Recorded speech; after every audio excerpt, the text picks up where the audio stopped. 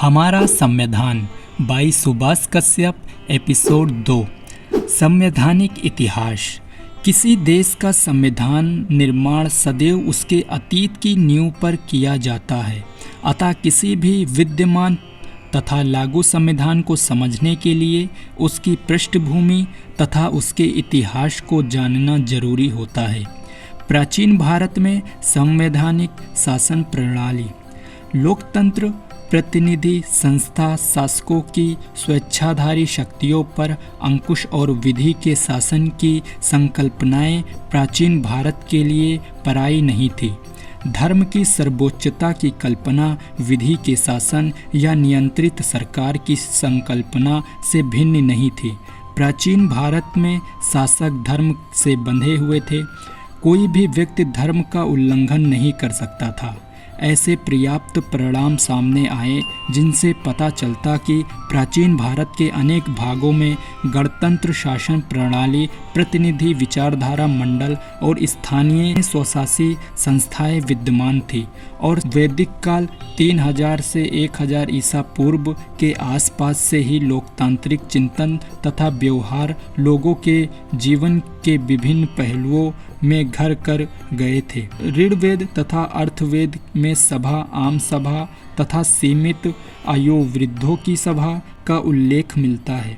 ऐतरेय ब्राह्मण परिणति की अष्टाई, कौटिल्य का अर्थशास्त्र, महाभारत, अशोक स्तंभों पर उत्कीर्ण शिलालेख, उस काल के बौद्ध तथा जैन ग्रंथ और मनुस्मृति ने सभी इस बात के साक्ष्य हैं कि भारतीय इतिहास के वैदिकोत्तर काल में अनेक सक्रिय गणतंत्र विद्यमान थे। विशेष रूप से महाभारत के बाद विशाल साम्राज्यों के स्थान पर अनेक छोटे छोटे गणतंत्र राज्य अस्तित्व में आ गए। जातकों में इस प्रकार के उनके उल्लेख मिलते हैं कि गणतंत्र किस तरह से कार्य करते हैं। सदस्यगण सभागार के समावेश होते हैं। प्रतिनिधियों का चुनाव खुली सभा में किया जाता था।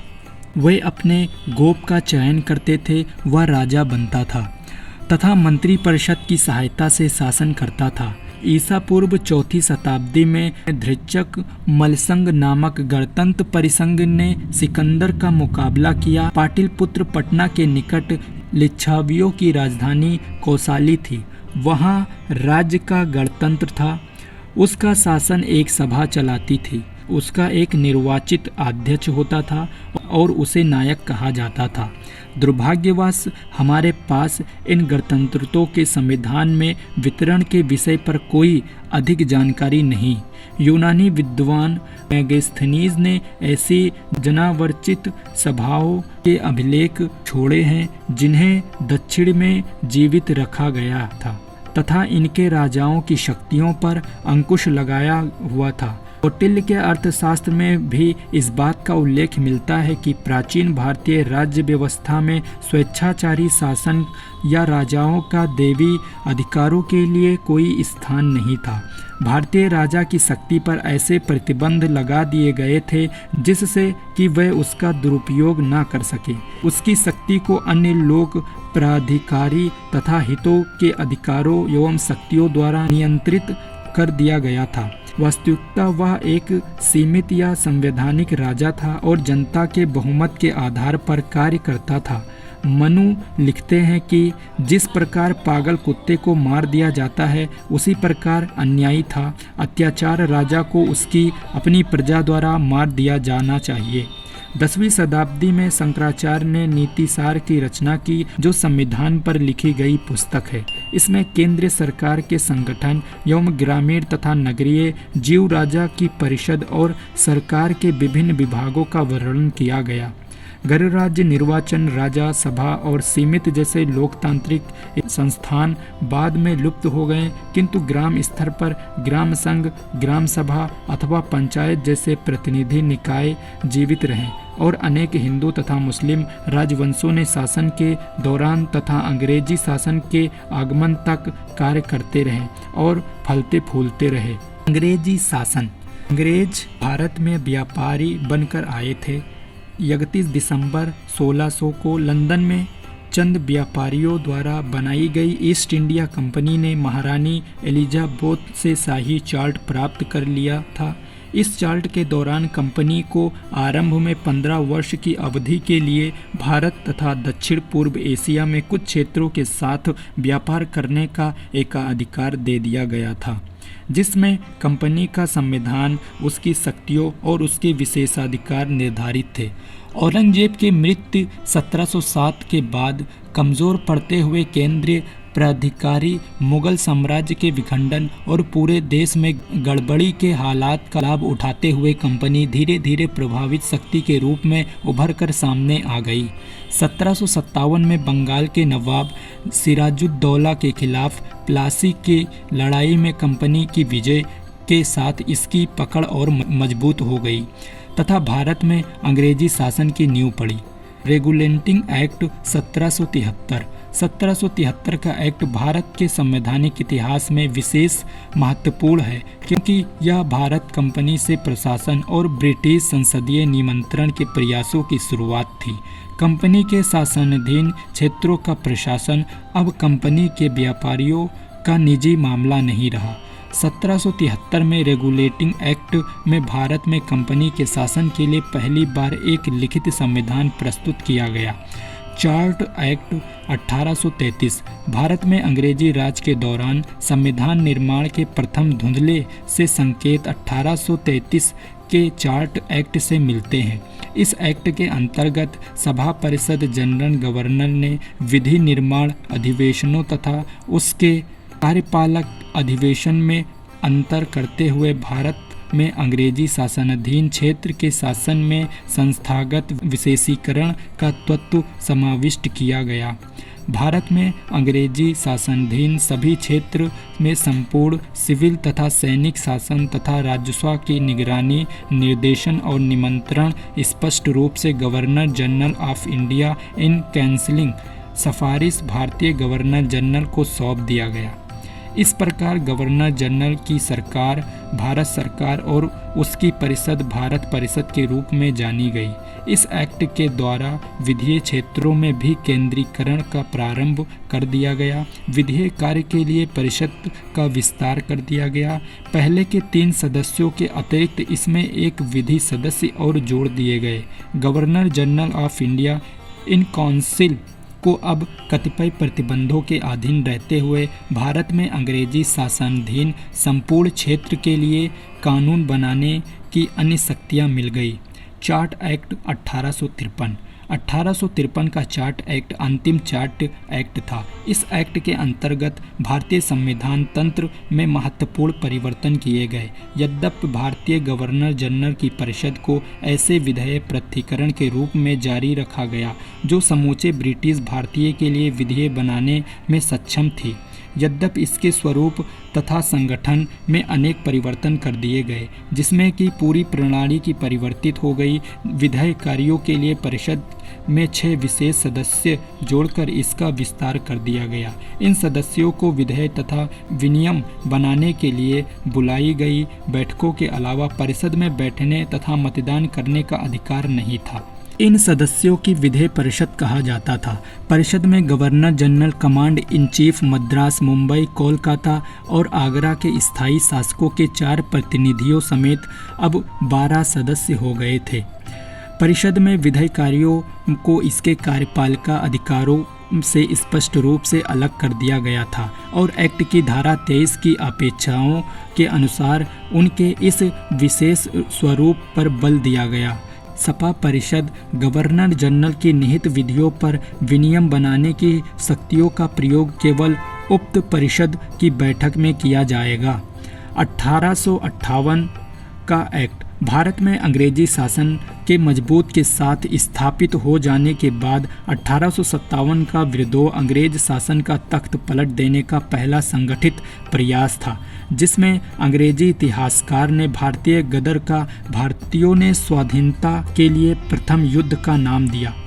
इस विद्रोह ने जिसे अंततः दबा दिया गया, भारत ने ईस्ट इंडिया कंपनी की व्याख्या को एक घातक झटका पहुंचाया। ब्रिटिश संसद ने कुछ ऐसे सिद्धांतों पर विस्तारपूर्वक विचार विमर्श करने के बाद जो नई नीतियों का आधार होना चाहिए, एक नया एक्ट पास किया। इस एक्ट के तहत 1858 का भारत के उच्चतम प्रशासन के लिए एक्ट बना।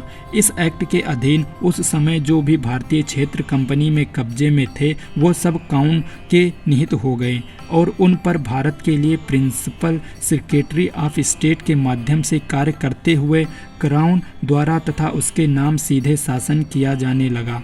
किंतु 1858 का एक्ट अधिकांशतः ऐसे प्रशासन तंत्र में सुधार तक ही सीमित थी जिसके द्वारा भारत में प्रशासन पर इंग्लैंड में निरीक्षण और निमंत्रण किया जाना था, जिसके द्वारा भारत में तत्कालीन शासन व्यवस्था में कोई ज़्यादा परिवर्तन नहीं किया गया।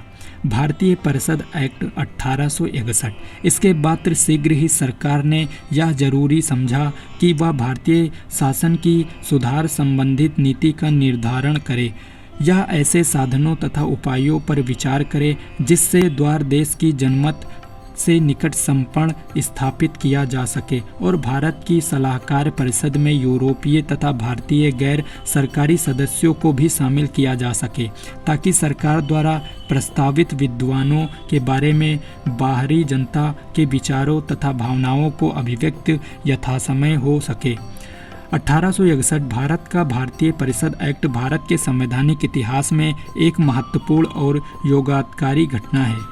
यह दो मुख्य कारणों में महत्वपूर्ण है। एक तो कि इसे गवर्नर जनरल को अपनी विस्तारित परिषद में भारतीय जनता के प्रतिनिधि को नामजद करके उन्हें विधायी कार्य में समृद्ध करने का अधिकार दे दिया।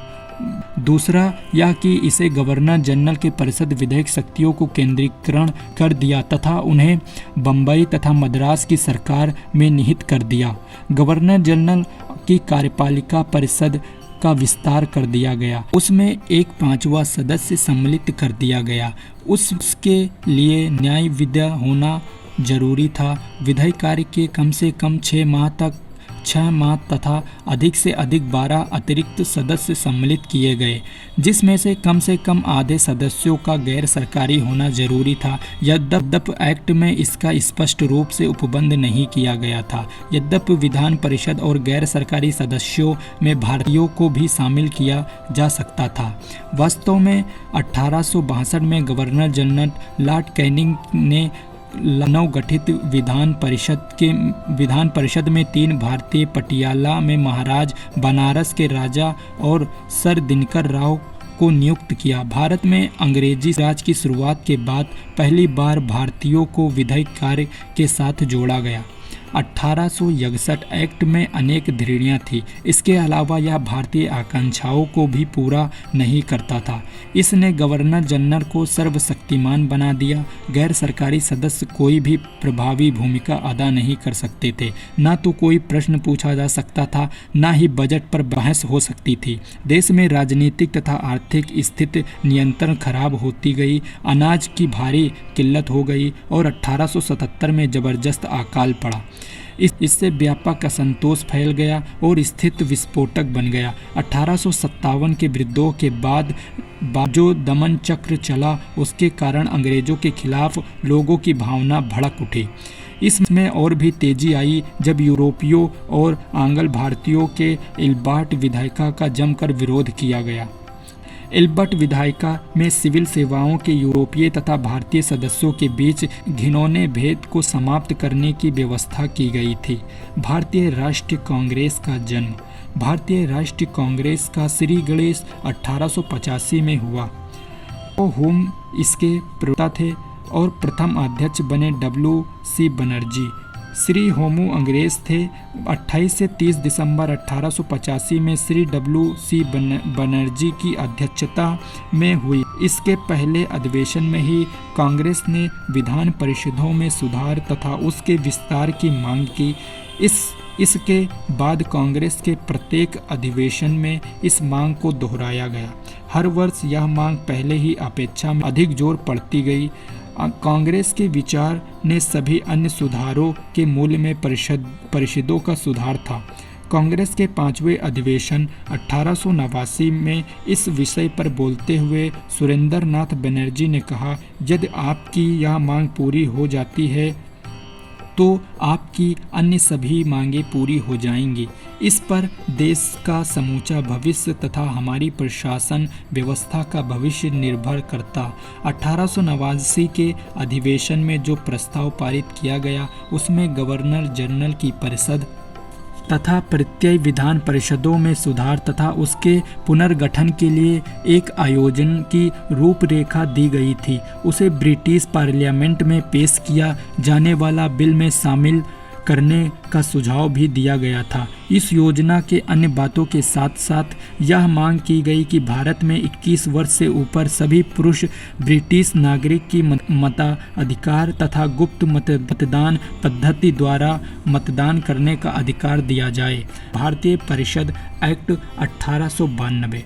1851 में कांग्रेस ने अपने इस दृढ़ निश्चय को दोहराया कि जब तक भारत की जनता को उसके निर्वाचन प्रतिनिधियों के माध्यम से विधानमंडलों में अपनी समक्ष आवाज़ उठाने की इजाज़त नहीं मिल जाती, तब तक भारत पर अच्छी तरह से शासन नहीं हो सकता। भारतीय परिषद एक्ट 1852 मुख्यतः भारतीय राष्ट्रीय कांग्रेस ने 1889 से 1891 तक अधिवेशन में स्वीकार किया गया प्रस्तावों में प्रभावित होकर पारित किया गया। 1892 में एक्ट के अधीन गवर्नर जनरल की परिषद के अतिरिक्त सदस्यों की संख्या बढ़ाकर कम से कम 10 तथा उससे अधिक से अधिक 16 कर दी गई। इससे पहले इसकी न्यूनतम संख्या 6 और अधिकतम संख्या 12 थी। इसी प्रकार प्रत्येक विधान परिषदों में भी अतिरिक्त सदस्यों की संख्या बढ़ा दी गई। परिषदों को उसके विधायी कार्यों के अलावा अब कतिपय शर्तों पर प्रतिबंधों के साथ वर्षीय वित्तीय वितरण या बजट पर विचार विमर्श करने की इजाज़त दी गई। परिषद के सदस्यों को भी कतिपय शर्तों के अधीन रहते हुए विभिन्न नियमों के अंतर्गत लोकहित मामले के बारे में प्रश्न पूछने की इजाज़त मिल गई। 1892 का एक्ट निश्चित रूप से 1861 एक्ट की अपेक्षा एक सामंतना एक्ट था, क्योंकि इसके द्वारा विधान परिषद में प्रतिनिधियों का पुट दे दिया गया था और परिषद के कार्यों का विस्तार करके इसके काम पर लगे प्रतिबंधों को कुछ हद तक शिथिल कर दिया गया था। परिषदों निर्वाचन सदस्यों के प्रवेश से इसके जीवन में एक नया युग सूत्रपात हो गया। स्वराज्य ही लक्ष्य। कांग्रेस ने 1906 के अधिवेशन की घोषणा की कि इसका अंतिम लक्ष्य स्वराज है। नरमपंथियों के अनुसार इसका अर्थ था अंग्रेजी साम्राज्य के अधीन संसदीय स्वशासन और अतिवादियों के लिए इसका अर्थ था स्वाधीनता। इससे विधान परिषदों में तुरंत विस्तार की मांग भी की ताकि जनता का और अधिक तथा वास्तविकता प्रभावित प्रतिनिधित्व हो सके और देश में वित्त तथा कार्यकारी प्रशासन पर और अधिक नियंत्रण हो सके। मांटो मार्ले सुधार। एक और राष्ट्रीय आंदोलन में गर्मपंथियों की शक्तियाँ बढ़ती जा रही थी, तो दूसरी ओर भारतीय राष्ट्रीय कांग्रेस में नरमपंथी लोग देश के कार्य संचालन में भारतीयों के और अधिक तथा और प्रभावी प्रतिनिधित्व के लिए अनाथ अभियान चला रहे थे। इसे देखते हुए तत्कालीन secretary of state of India lord Morley तथा तत्कालीन वायसराय लॉर्ड मिंटो से मिलकर 1906-1908 के दौरान कतिपय संवैधानिक सुधार प्रस्ताव तैयार किया। इन्हें आमतौर पर मंटो मार्ले सुधार प्रस्ताव की शक्तियाँ और कार्यक्षेत्र को बढ़ाया जाए। प्रशासी परिषदों में भारतीय सदस्य नियुक्त किए जाएं, जहां पर ऐसी परिषदें नहीं थी वहां पर ऐसी परिषदें स्थापित की जाएं और स्थानीय स्वशासन प्रणाली का और विकास किया जाए।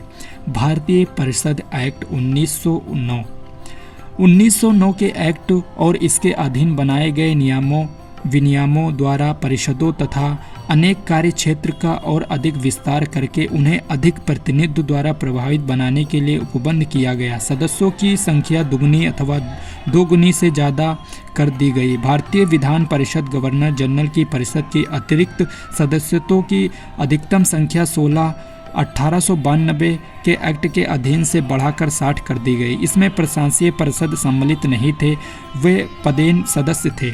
इस एक्ट के अधीन प्रत्यक्ष निर्वाचन के सिद्धांत के मान्यता दी गई, किंतु यह निर्णय दिया गया कि भारत की परिस्थितियों ने क्षेत्रीय प्रतिनिधित्व जनता के लिए उपयुक्त नहीं है।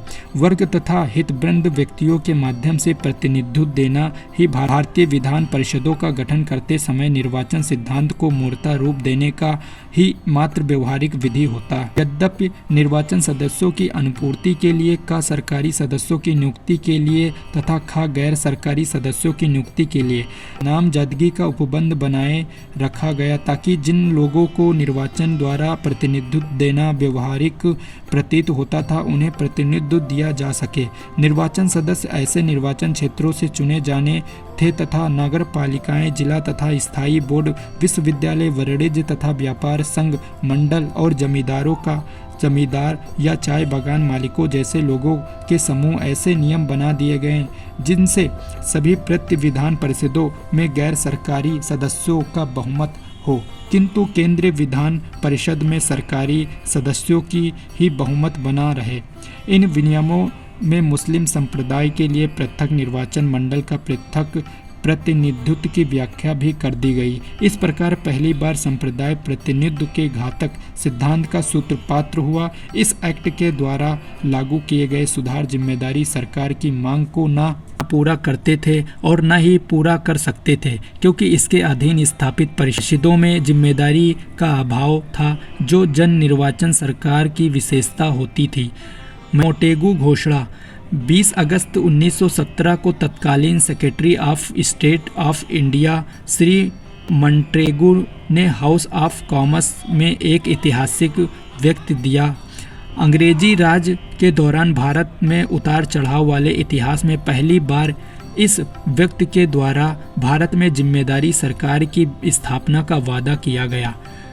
मोंटफोर्ड रिपोर्ट 1918 भारतीय संवैधानिक सुधार संबंधी रिपोर्ट मोंटेगू चेम्सफोर्ड या मोंटेफोर्ड रिपोर्ट के नाम से जानी जाती है। ऐसे secretary of state of India Shri Montagu तथा भारत में वायसराय लॉर्ड चेम्सफोर्ड ने संयुक्त रूप से तैयार किया था। वह जुलाई 1918 में प्रकाशित की गई। इस रिपोर्ट ने स्वास्थ्य डोमेनियम के दर्जे की मांग की पूर्ण अपेक्षा की गई। उल्टे उसमें अति अनिकृष्ट ढंग से पृथक निर्वाचन मंडल संबंधित उन रियासतों को मोंटेगू चेम्सफोर्ड सुधार के आधार बना दिया गया, जिन पर कांग्रेस और लीग के बीच 1916 में हुए लखनऊ समझौते के अधीन कांग्रेस सहमत हो गई। जय हिंद।